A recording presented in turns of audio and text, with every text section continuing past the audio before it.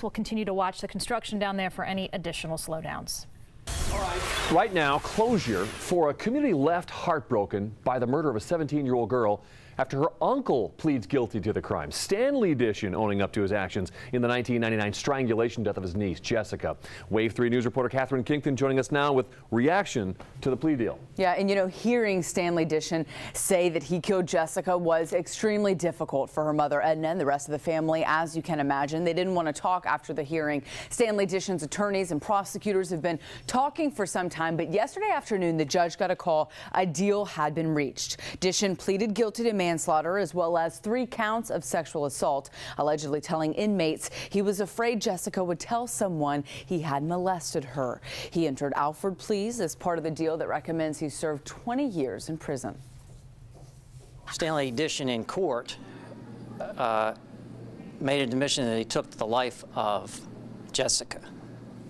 She was a 17-year-old, didn't need to die that way.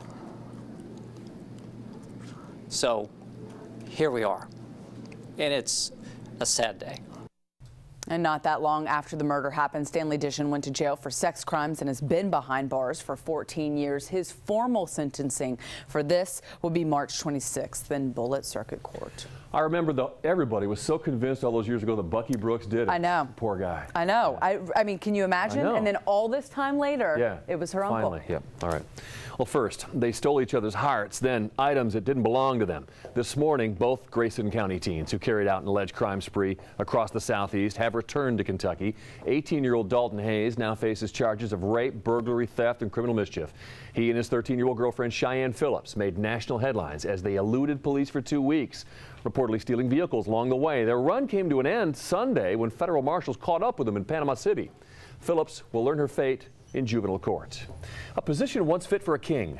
Louisville Metro Council has a new leader this morning, more than 1 week after the death of Council President Jim King. Before council members unanimously elected Democratic Councilman David Tandy as their new president, King's widow spoke as the council honored her late husband.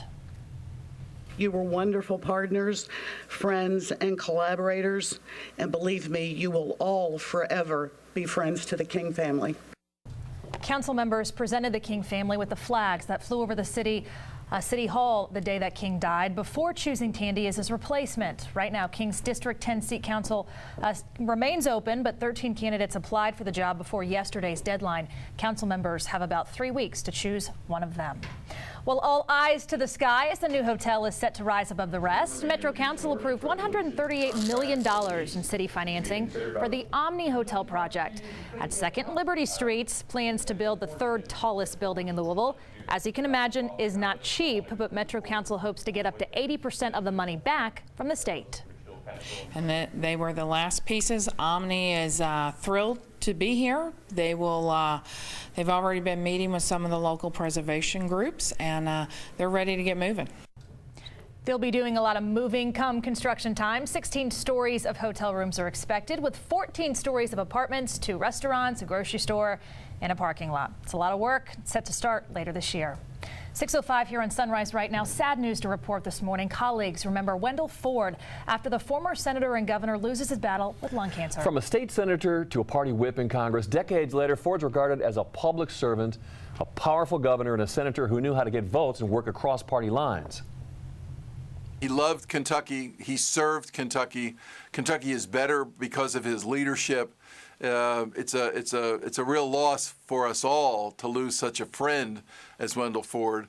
But he certainly had a full life, and he certainly made a heck of a difference in a positive way. A memorial service for Ford will take place at 3 Sunday afternoon in the Capitol Rotunda in Frankfort, where he will lie in state before his funeral on Tuesday in Owensboro. Happening today, Governor Beshear expected to make what they say is a big announcement on the Ohio River Bridges project. More specifically on the progress of the new downtown crossing. Once the entire project is complete, the bridge will carry 6 lanes of I-65 northbound traffic, with the Kennedy Bridge holding 6 lanes of the southbound traffic. Beshear's announcement takes place a little later this morning at Waterfront Park. Tom Brady and Bill Belichick address Deflategate for the first time since this all began. The big question, did they tell the truth, or would you have to be an airhead to believe what they had to say? We're tackling that topic next on Sunrise. And we are also tracking a chance for some snow tonight for some. We'll break it down to you in the forecast. And here's a look at your Kentucky Lottery jackpots. The Mega Millions is $20 million and the Powerball, $230 million. The Kentucky Lottery, fueling imagination, funding education.